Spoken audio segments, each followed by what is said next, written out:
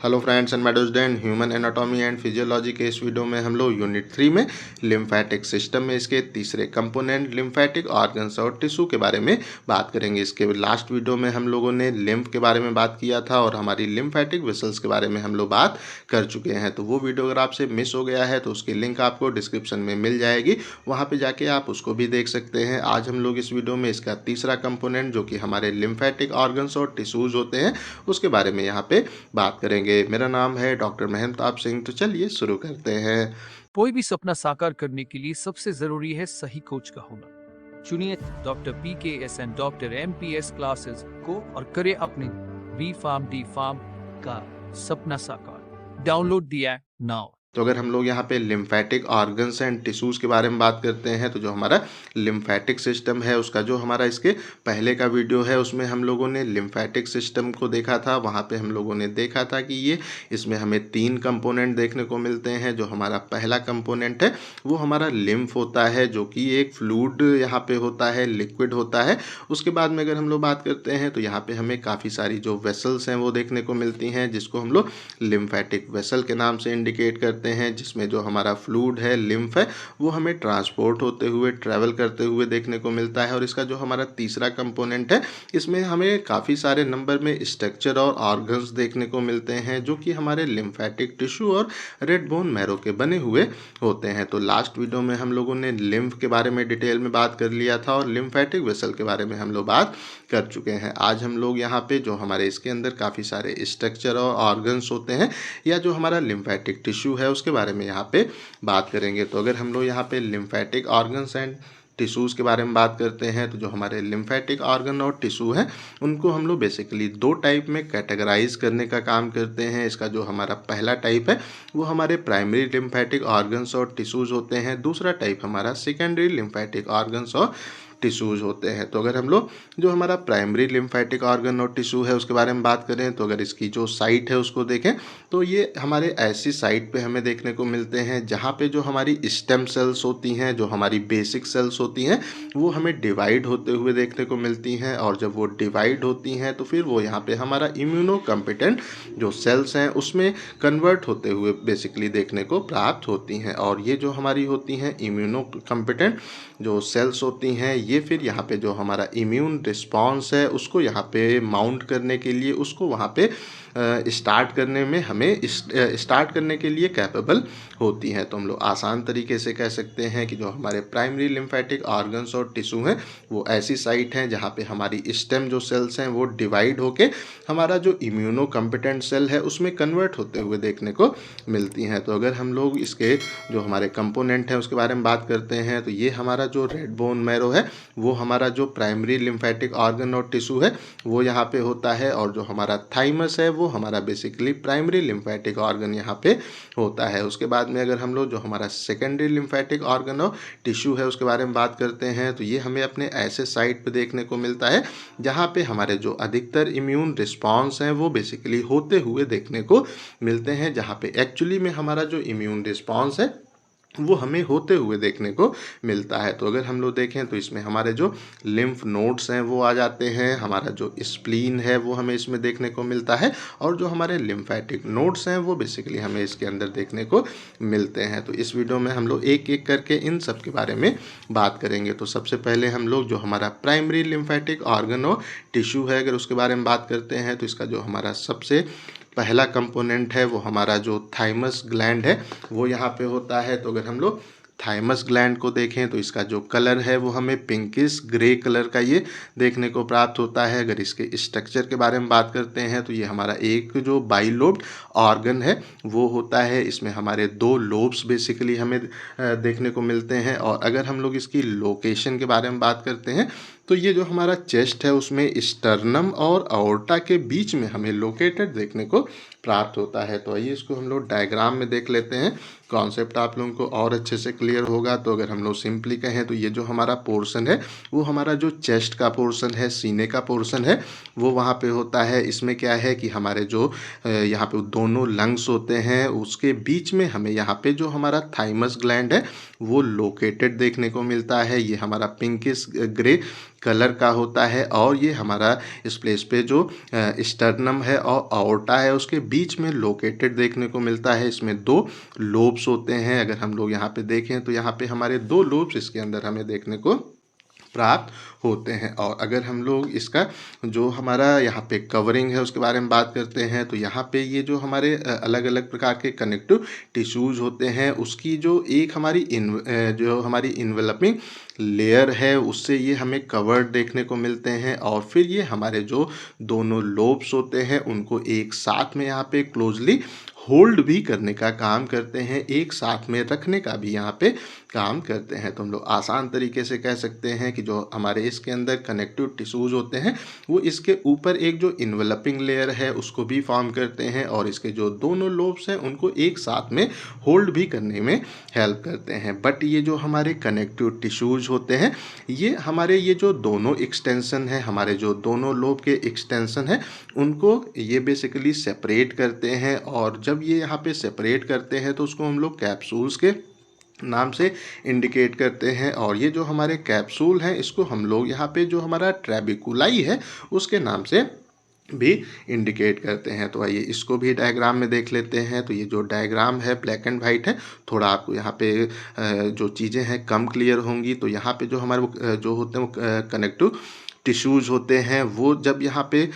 Form होते हैं, यहाँ पे इकट्ठा होते हैं तो ये एक कैप्सूल टाइप का स्ट्रक्चर फॉर्म करते हैं। और ये जो कैप्सूल्स होते हैं ये क्या करते हैं कि हमारे जो दोनों लोब्स हैं इसको हल्का सा सेपरेट करते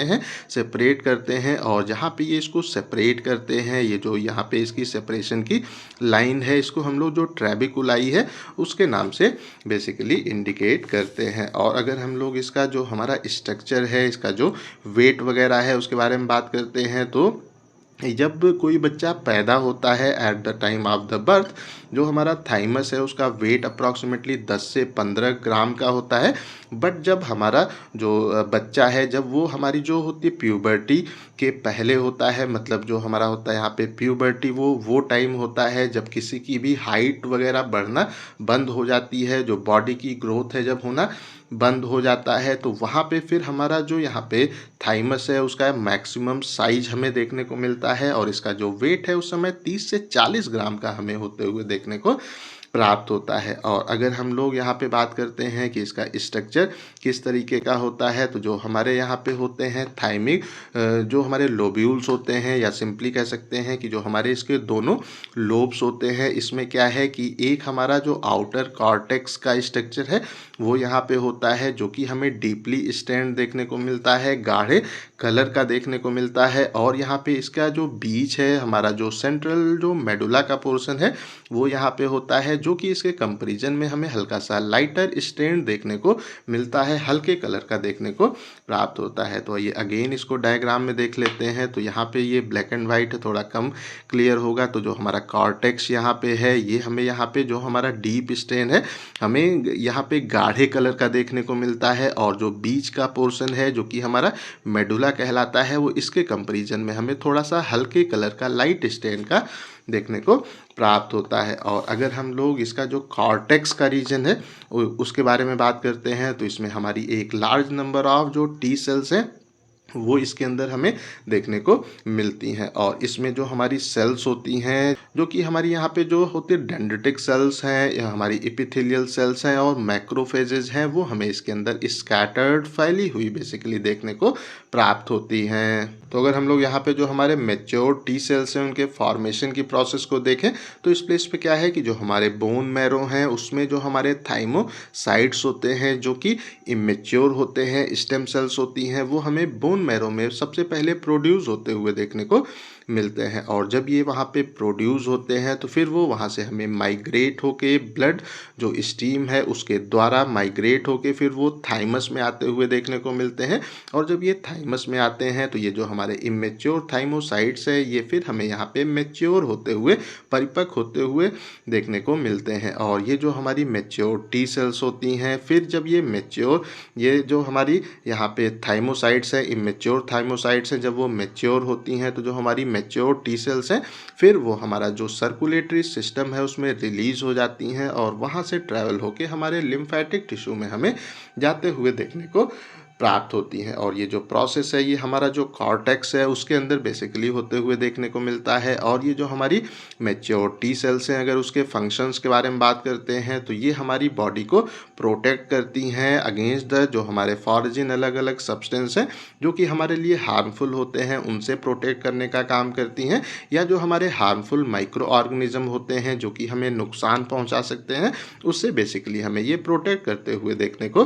प्राप्त होती हैं। उसके बाद में अगर इसका जो हमारा मेडुला का रीजन है, अगर उसके बारे में बात करते हैं तो यहाँ पे हमें जो हमारी मैच्योर टी सेल्स हैं वो इसके अंदर स्कैटर्ड देखने को मिलती हैं। एपिथेलियल सेल्स भी हमें इसके अंदर फैली हुई देखने को मिलती हैं। जो हमारे यहाँ पे होते वो डेंड्रिटिक सेल्स वो भी इसके अंदर होती हैं। और जो मैक्रोफेजेज हैं वो भी हमें इसके अंदर स्कैटर्ड, मेडुला में भी स्कैटर्ड देखने को प्राप्त होती हैं। और अगर हम लोग यहाँ पे बात करते हैं तो हमारी कुछ जो एपिथेलियल जो हमारे सेल्स होते हैं वो क्या होते हैं कि वो कुछ इस तरीके से इसमें अरेंज होते हैं जो कि एक हमारी जो कंसेंट्रिक लेयर है उसको फॉर्म करते हैं। बीच में वो इकट्ठा टाइप के हो जाते हैं और जब वो इकट्ठा होते हैं तो फिर वो वहाँ पे हमें डी नेचर्ड होते हुए देखने को मिलते हैं। बेसिकली वो हमें डेड होते हुए वहाँ पे देखने को मिलते हैं। और ये जो हमारे एपिथेलियल सेल्स हैं जब डेड हो जाते हैं तो फिर ये एक हमारा सब्सटेंस है जो कि केराटिन कहलाता है, जो कि हमारे स्किन के जो स्किन की सेल्स है, स्किन की लेयर है वहाँ पे अधिकतर देखने को मिलता है। तो अगर हम लोग स्किन के बारे में बात करते हैं तो स्किन भी हमारी जो डेड सेल्स होती हैं वो यहाँ पे होती हैं। तो जब हमारी जो एपिथेलियल जो सेल्स हैं वो जब बीच में एक लेयर को फॉर्म कर लेती हैं और वो वहाँ पे हमें डीजनरेट होते हुए, डेड होते हुए देखने को मिलता है, तो उसमें हमारा ये सब्सटेंस केराटिन हमें फिल्ड होते हुए देखने को मिलता है। और जब ये उसके अंदर फिल्ड हो जाता है तो एक क्लस्टर टाइप का, गुच्छा टाइप का वहाँ पे फॉर्म करता है, जिसको हम लोग जो हमारा होता है यहाँ पे वो थाइमिक जो हमारे कार्पल्स हैं, या जिसको हम लोग जो हमारे यहाँ पे हैसल्स कार्पल्स है उसके नाम से इंडिकेट करते हैं। तो आइए इसको भी हम लोग जो डायग्राम है उसमें यहाँ पे वो देख लेते हैं। तो इसका जो हमारा डायग्राम है उसमें अगर हम लोग आते हैं तो यहाँ पे क्या है कि जो हमारा जो होता है मेडुला का रीजन होता है, इसके अंदर हमारी जो वो कंसंट्रिक हमारी एपिथेलियल सेल्स होती हैं जो कि हमारा डीजनरेट हो जाती हैं, जिसके अंदर जो हमारा केराटिन है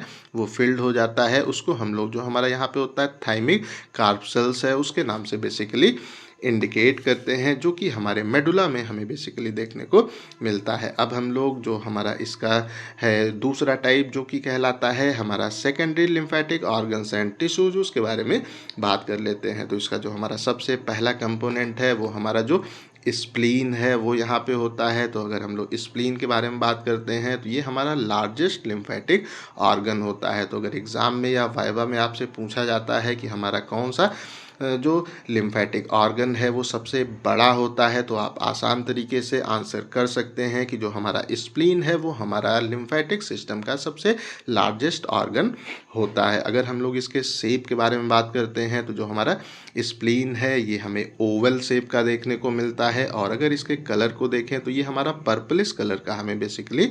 देखने को प्राप्त होता है। और अगर हम लोग इसका जो साइज है उसके बारे में बात करते हैं तो ये अधिकतर जो हमारी फिस्ट होती है, हमारी मुट्ठी होती है, उसके साइज का हमें बेसिकली देखने को मिलता है, जिसकी जो लंबाई है वो अप्रॉक्सीमेटली 12 सेंटीमीटर के आसपास होती है। इसकी जो चौड़ाई है, हमारी विड्थ है, वो हमें 7 सेंटीमीटर के आसपास देखने को मिलती है। और इसकी जो थिकनेस है, मोटाई है, वो 2.5 सेंटीमीटर हमें देखने को मिलती है। और इसका जो वेट है वो अप्रॉक्सीमेटली 200 ग्राम के आसपास हमारे स्प्लीन का वेट होता है। तो हम लोग आसान तरीके से कह सकते हैं कि स्प्लीन हमारा सबसे बड़ा लिम्फेटिक ऑर्गन होता है, जिसका शेप ओवल शेप का होता है। इसका कलर हमारा पर्पलिश कलर का होता है। इसका जो साइज है वो हमारी जो मुट्ठी है उसके लगभग आकार का होता है, जिसकी लंबाई 12 सेंटीमीटर के आसपास होती है, चौड़ाई 7 सेंटीमीटर के आसपास होती है, और जो थिकनेस है, मोटाई है, वो हमें 2.5 सेंटीमीटर के आसपास देखने को मिलती है। और इसका जो वेट है वो हमें 200 ग्राम का इसका वेट देखने को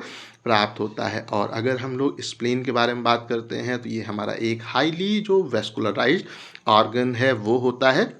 मिस इसके अंदर हमें काफ़ी सारी ब्लड वेसल्स जाते हुए देखने को मिलती हैं और इसमें हमारा जो ब्लड का सर्कुलेशन है वो अप्रॉक्सीमेटली 150 से 200 ml पर मिनट के रेट से हमारा ब्लड इसके अंदर सर्कुलेट होते हुए देखने को मिलता है, जो कि हमारे टोटल जो कार्डियक आउटपुट है उसका 5% यहाँ पे होता है। मीन्स हमारा जो हार्ट जितना भी ब्लड पंप करता है, हमारे हार्ट से जितना भी ब्लड निकलता है उसका जो 5% है वो हमारे स्प्लीन में हमें जाते हुए देखने को प्राप्त होता है। तो हम लोग आसान तरीके से कह सकते हैं कि जो हमारा स्प्लीन है ये हमारा सबसे ज़्यादा वेस्कुलराइज्ड जो ऑर्गन है वो होता है। इसमें काफ़ी सारी ब्लड वेसल्स हमें इसके अंदर देखने को मिलती हैं और इसमें 150 से 200 ml पर मिनट के आसपास ब्लड का सर्कुलेशन होता है, जो कि हमारे टोटल कार्डियक आउटपुट का 5% होता है। अगर हम लोग इसकी स्प्लीन की लोकेशन के बारे में बात करते हैं तो ये हमारा इस प्लेस पे क्या है कि जो हमारा रिब्स होती हैं उसके नीचे, उसके अंडर हमें देखने को मिलता है। ये जो हमारा डायफ्राम है उसके पीछे हमें जो हमारी रिब्स की हड्डियां होती हैं उसके हमें वहाँ पे हल्का सा पीछे के साइड देखने को प्राप्त होता है और हमारा जो यहाँ पे एब्डोमिनल कैविटी होती है उसके हमें लेफ्ट साइड की ओर यहाँ पे स्प्लीन देखने को प्राप्त होता है।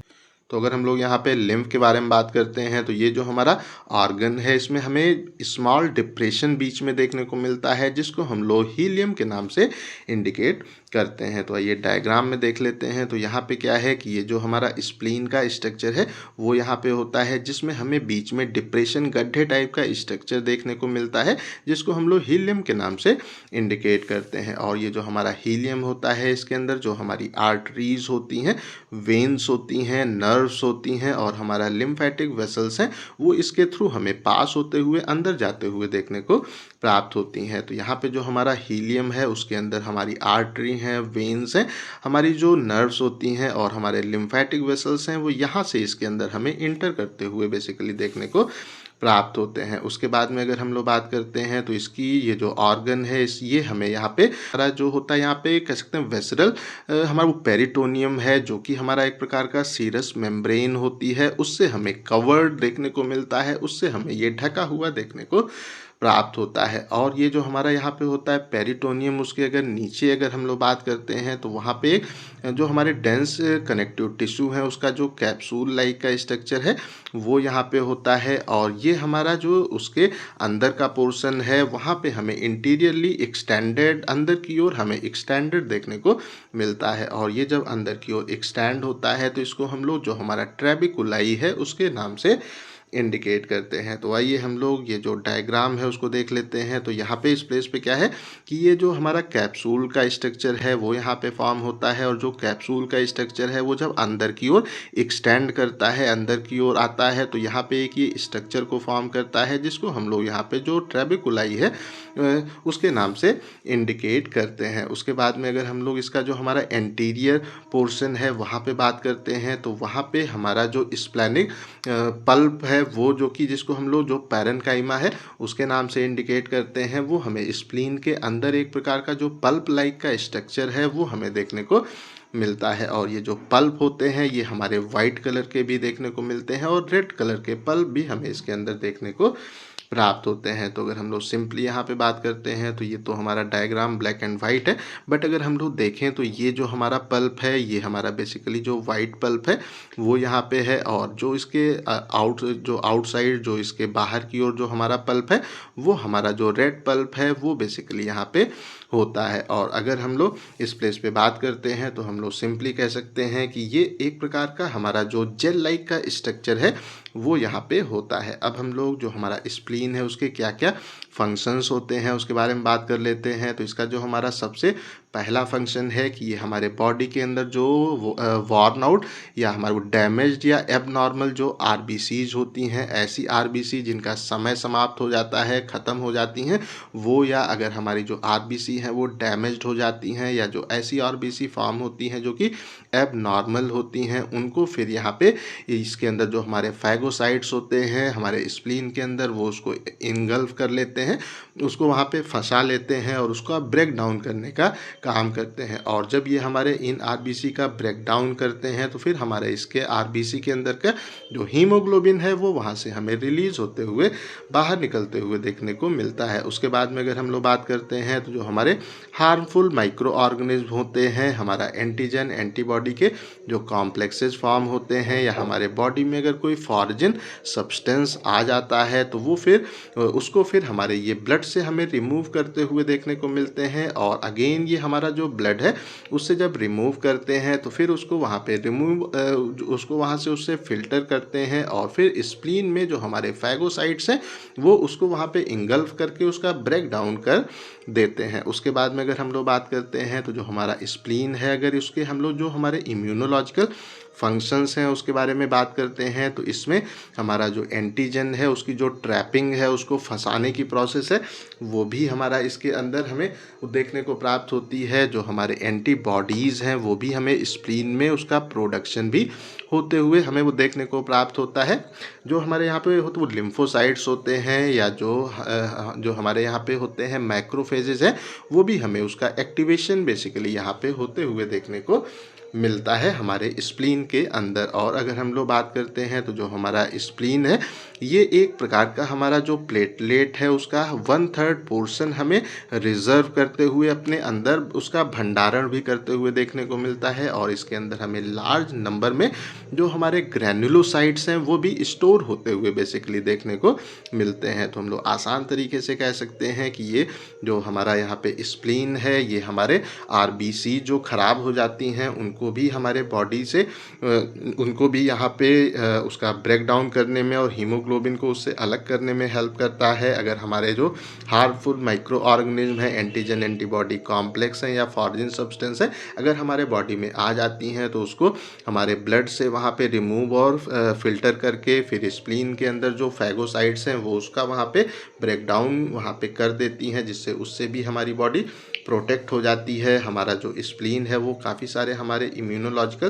फंक्शन इसके हमें देखने को मिलते हैं, जिसमें वो एंटीजन को भी ट्रैप करता है, एंटीबॉडीज़ को भी जो प्रोड्यूस करता है, लिम्फोसाइट को भी हमें प्रोड्यूस करते हुए देखने को मिलता है, और जो मैक्रोफेजेस हैं उनको भी एक्टिवेट करते हुए देखने को प्राप्त होता है। और ये हमारे प्लेटलेट का 1/3 पोर्शन इसके अंदर हमें रिजर्व देखने को मिलता है, और इसके अंदर हमें लार्ज अमाउंट ऑफ ग्रैनुलोसाइट्स भी देखने को प्राप्त होते हैं। उसके बाद में अगर हम लोग जो हमारा होता है सेकेंडरी लिम्फोसाइटिक ऑर्गन उसके दूसरे कंपोनेंट के बारे में बात करते हैं तो वो हमारा जो लिम्फ नोड है वो बेसिकली यहाँ पे होता है। तो अगर हम लोग लिम्फ नोड को देखें तो इसका जो स्ट्रक्चर है ये हमें एक स्मॉल और जो ओवल शेप या बीन शेप का स्ट्रक्चर देखने को प्राप्त होता है, जो कि हमारा जो लिम्फेटिक वेसल्स हैं उसका जो नेटवर्क है, जो उसका जो जाल बनता है उसमें हमें वहाँ पे उसके अलोंग लोकेटेड देखने को मिलता है। तो हम लोग आसान तरीके से कह सकते हैं कि जो हमारे लिम्फ नोड हैं ये काफ़ी स्मॉल स्ट्रक्चर होते हैं जो कि ओवल या बीन शेप के होते हैं, और ये हमारा जो लिम्फेटिक वेसल्स हैं उसका जो नेटवर्क बनता है उसके साथ में हमें लोकेटेड देखने को प्राप्त होता है। और अगर हम लोग सिंपली बात करते हैं तो जो हमारा हेड है, हमारा जो नेक है, या जो हमारे यहाँ पे एक्जिला है, या जो कह सकते हैं आर्म का हमारा पिच होता है, या जो हमारा एब्डोमेन है, हमारा जो होता है यहाँ पे पेल्विस का रीजन होता है, हमारा जो ग्राइन है, वहाँ पे हमें ये अबाउंडेंटली फाउंड होते हुए वहाँ पे हमें ज़्यादातर ये स्ट्रक्चर देखने को प्राप्त होता है। और अगर हम लोग बात करते हैं तो जो हमारे यहाँ पे जो हमारे ह्यूमन बीइंग हैं उसमें यहाँ पे ऑन एन एवरेज हम कह सकते हैं कि 600 से 700 हमें लिम्फ नोड्स अपने जो हमारे ह्यूमंस हैं उनके अंदर देखने को मिलते हैं। और ये जो हमारे लिम्फ नोड्स होते हैं ये क्या करते हैं कि जो हमारे लिम्फोसाइट्स होते हैं उनको हमें यहाँ पे उससे फील्ड देखने को मिलते हैं, और इस प्लेस पे क्या है कि ये इस प्लेस पे क्या करते हैं कि हमारे जो बैक्टीरिया हैं, जो वायरस हैं जो कि हमारे लिम्फ में आ जाते हैं उसको फिर वहाँ पे उसमें कलेक्ट करने का, डिस्ट्रॉय करने का और उससे रिमूव करने का काम हमें करते हुए देखने को प्राप्त होते हैं। तो हम लोग सिंपली कह सकते हैं कि जो हमारे लिम्फ नोड है वो एक हमारा जो ह्यूमन है उनके अंदर अगर हम लोग ऑन एन एवरेज बात करें तो 600 से 700 लिम्फ नोड हमारे बॉडी के अंदर होते हैं जो कि लिम्फोसाइट से फील्ड होते हैं। ये हमारा जो लिम्फ है उसके अंदर जो बैक्टीरिया और वायरस है उनको कलेक्ट करने का काम, डिस्ट्रॉय करने का काम और फिर उससे रिमूव करने के काम में हमें हेल्प करते हैं। और अगर हम लोग बात करते हैं तो यहाँ पे इस प्लेस पे क्या है कि जो हमारा लिम्फ होता है उसको हमें फ़िल्टर करने में भी ये हेल्प करते हैं और फिर से इसको हमारा जो सर्कुलेशन है उसमें रिटर्न करने का काम करते हैं। तो हम लोग आसान तरीके से कह सकते हैं कि जो हमारा लिम्फ है उसको, ये जो लिम्फ नोड में जब लिम्फ आता है तो वो वहाँ पे फ़िल्टर होते हुए हमें देखने को मिलता है,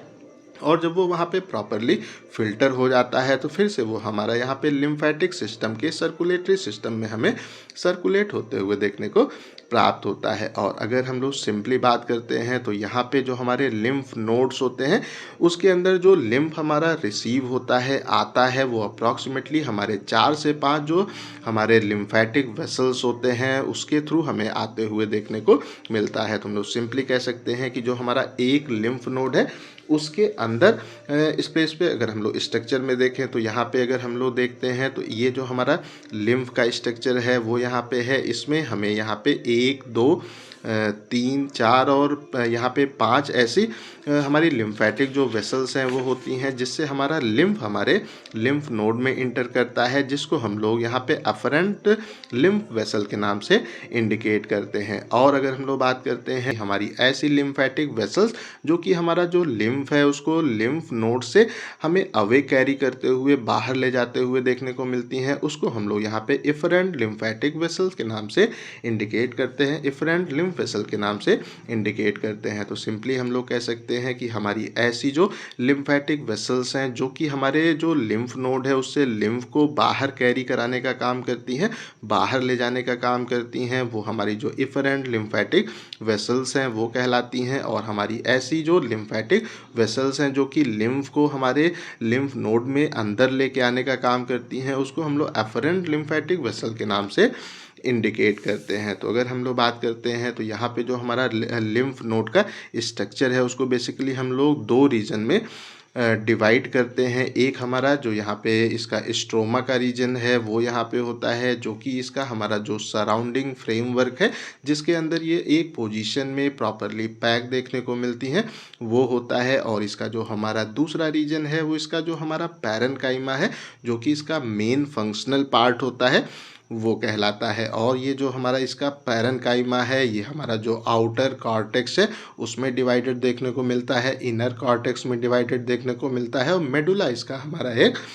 पार्ट होता है। तो अब हम लोग एक एक करके इन तीनों के बारे में बात कर लेते हैं। तो सबसे पहले हम लोग इसका जो आउटर कॉर्टेक्स का रीजन है उसके बारे में अगर बात करें तो इसके अंदर हमें जो हमारी बी सेल्स हैं वो देखने को मिलती हैं, जो कि हमारा जो प्राइमरी लिम्फेटिक नोड्यूल्स हैं उसके नाम से भी इसको इंडिकेट करते हैं। इसके अंदर हमारी जो होती है सेकेंडरी लिम्फेटिक नोड्यूल्स जो कि हमें लाइट स्टेन हल्के कलर की देखने को मिलती हैं वो भी इसके अंदर होती हैं, जो कि हमारा यहाँ पे जो होता है वो जर्मिनल सेंटर उसके नाम से उसको इंडिकेट करते हैं। और इसके अंदर क्या होता है कि जो हमारी बी सेल्स हैं वो होती हैं, जो हमारा फॉलिकल हमारा वो डेंड्राइटिक सेल्स हैं वो होती हैं, और मैक्रोफेजेस हमें यहाँ पे जो हमारा होता है वो सेकेंडरी लिम्फेटिक नोड्यूल्स उसमें बेसिकली देखने को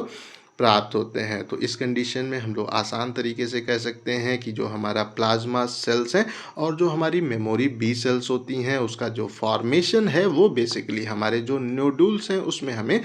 होते हुए देखने को प्राप्त होता है। जो हमारी प्लाज्मा सेल्स हैं और हमारे जो मेमोरी बी सेल्स हैं उसका जो प्रोडक्शन है वो बेसिकली हमारा जो नोड्यूल है उसमें हमें होते हुए देखने को प्राप्त होता है। उसके बाद इसका जो हमारा अगला रीजन है वो हमारा इसका जो इनर कॉर्टेक्स है वो कहलाता है। और अगर हम लोग इसके बारे में बात करें तो यहाँ पे हमारे जो लिम्फेटिक नोड्यूल्स हैं वो हमें इस रीजन में देखने को प्राप्त नहीं होते हैं, हमें यहाँ पे एब्सेंट देखने को मिलते हैं। और अगर हम लोग यहाँ पे अगर देखें तो इसमें अधिकतर जो हमारी टी सेल्स होती हैं और जो हमारी यहाँ पे डेंड्राइटिक सेल्स हैं वो यहाँ पे होती हैं, वो अधिकतर हमें इसमें देखने को मिलती हैं। और यहाँ पे जो हमारी डेंड्राइटिक सेल्स होती हैं उसके ऊपर जो एंटीजन यहाँ पे प्रेजेंट होता है वो उसको हमारे जो टी सेल्स हैं उसको यहाँ पे देने का काम करता है। और फिर हमारा जो टी सेल्स है वो जब उसका जो हमारा होता है प्रोलिफरेशन जब होता है तो फिर इस प्लेस पे जो हमारी यहाँ पे नई टी सेल्स फॉर्म होती हैं वो फिर माइग्रेट होके हमारा जो एंटीजन की एक्टिविटी हमारे बॉडी में जहाँ पे होनी है वहाँ पे हमें जाते हुए देखने को मिलती हैं। तो हम लोग सिंपली कह सकते हैं कि जो हमारे यहाँ पे होती हैं डेंड्राइटिक सेल उसके ऊपर जो एंटीजन है जब वो वो हमारे जो टी सेल्स है वहाँ पे हमें जाते हुए देखने को मिलता है। और जब हमारी जो टी सेल्स हैं उनका जो प्रोलिफरेशन है वो होता है तो फिर हमारे जो एंटीजन्स हैं उनके नंबर्स हमें बेसिकली बढ़ते हुए देखने को मिलते हैं, क्योंकि वहाँ पे जो हमारी टी सेल्स हैं वो हमें और ज़्यादा बनते हुए देखने को मिलती हैं। तो जो एंटीजन हैं उनके नंबर बढ़ते हैं, तो ये हमारे बॉडी के जो अलग अलग पार्ट हैं जहाँ पे हमारा जो होता है जो हमारा यहाँ पे एंटीजेनिक एक्टिविटी है वो होनी होती है, वहाँ पे जाते हैं और हमारे बॉडी में जब वो फैलते हैं तो एंटीजन के अगेंस्ट हमारे बॉडी में हर पार्ट में हमें एंटीबॉडीज़ प्रॉपरली बनते हुए देखने को मिलती हैं। उसके बाद में अगर हम लोग इसका जो हमारा मेडुला का रीजन है उसके बारे में बात करते हैं तो ये इसका जो बीच का रीजन है वो वहाँ पे होता है, जिसमें जो हमारी बी सेल्स हैं वो देखने को मिलती हैं। ये इस प्लेस पे क्या करती हैं कि जो हमारी यहाँ पे एंटीबॉडी जो हमारी होती है, कह सकते हैं कि प्रोड्यूसिंग प्लाज्मा सेल्स हैं वो भी इसके अंदर होती हैं और हमारे मैक्रोफेजेस भी हमें इसके अंदर देखने को मिलते हैं। तो हम लोग सिंपली कह सकते हैं कि जो हमारा मेडुला का रीजन है उसमें बी सेल्स होती हैं, हमारे एंटीबॉडी जो प्रोड्यूसिंग प्लाज्मा सेल्स हैं वो इसके अंदर होती हैं और मैक्रोफेजेस हमें इसके अंदर देखने को प्राप्त होते हैं। और ये जो हमारे सेल्स होते हैं ये फिर हमारा जो कॉर्टेक्स है उससे हमारा जो मेडुला है उसमें हमें आते हुए देखने को प्राप्त होते हैं। मीन्स ये हमारा जो कॉर्टेक्स है उसको क्रॉस करते हैं और फिर हमारा जो मेडुला का रीजन है वहाँ पे हमें ये सेल्स आते हुए देखने को प्राप्त होती हैं। और जब वो वहाँ पे आती हैं तो फिर वो जो हमारा वहाँ पे होता है जो कह सकते हैं इफरेंट लिम्फेटिक वेसल्स हैं उसके थ्रू फिर हमारा जो लिम्फ नोड है उसको क्रॉस कर जाती हैं और बॉडी के और पार्ट में हमें जाते हुए देखने को प्राप्त होती हैं। तो आई थिंक सो जो हमारा यहाँ पे लिम्फेटिक ऑर्गन्स और टिश्यू हैं वो आप लोगों को अच्छे से समझ में आ गए होंगे। अगर कहीं अभी भी कोई कन्फ्यूज़न है तो कमेंट करके पूछ सकते हैं। इस टॉपिक का PDF आपको डिस्क्रिप्शन में मिल जाएगा। इस वीडियो को लाइक करें, अपने दोस्तों के साथ शेयर करें और ऐसे ही वीडियोज़ को देखने के लिए हमारे चैनल को सब्सक्राइब करना बिल्कुल भी ना भूलें और हमारे ऐप को इंस्टॉल करना बिल्कुल भी ना भूलें। Thank you.